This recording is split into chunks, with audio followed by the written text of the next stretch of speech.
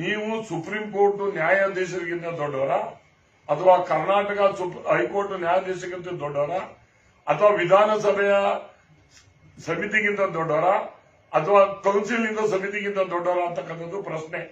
ಮುಂದಿನ ದಿನಗಳಲ್ಲಿ ನಾನು ಹಕ್ಕುಚ್ಯುತಿಗೆ ತರ್ತಕ್ಕಂಥದ್ದನ್ನ ನಾನು ಮಾಡ್ತೀನಿ ಅಂತಕ್ಕಂಥ ಈ ಸಂದರ್ಭದಲ್ಲಿ. ಯಾಕೆ ಅಂದ್ರೆ ಯಾವ ಸುಪ್ರೀಂ ಕೋರ್ಟ್ ಲೆಕ್ಕಕ್ಕಿಲ್ಲ ಈ ಡಿಸಿಗೆ ಅಂದ್ರೆ ಏನು ಅಂತ ತಿಳ್ಕೊಂಡ್ಬಿಟ್ರೆ ಈ ಡಿಸಿ ಇವರಿಗೆ ಬೇಕಾದನ್ನ ಮಾಡದೆ ಸುಪ್ರೀಂ ಕೋರ್ಟ್ ಹೇಳೋದು ಏನ್ ಹೇಳ್ತದೆ.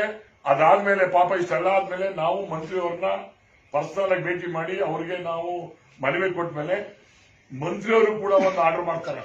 ಸರ್ವೋಚ್ಚ ನ್ಯಾಯಾಲಯ ಏನ್ ತೀರ್ಮಾನ ಆಗಿದೆ ತೀರ್ಮಾನದಂತೆ ಅವನ್ನೆಲ್ಲ ಸ್ಥಗಿತಗೊಳಿಸಬೇಕು, ಅದನ್ನ ಮಾಡಬೇಕು ಅಂತ ಹೇಳಿ ಅವರು ಕೂಡ ಒಂದು ಆರ್ಡರ್ ಮಾಡಿ ಕಳಿಸ್ತಾರೆ. ಟಾಸ್ಕ್ ಫೋರ್ಸ್ ನೀವು ಮಾಡಿರೋ ತಪ್ಪು ಅದನ್ನ ವಾಪಸ್ಸು ನೀವು ಇದನ್ನು ಮಾಡಿ ಅಂತ ಹೇಳಿ.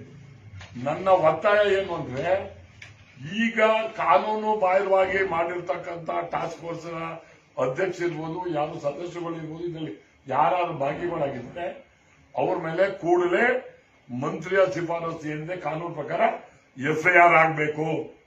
ಡಿಸಿ ಮೇಲೂ ಎಫ್ಐಆರ್ ಆಗಬೇಕು.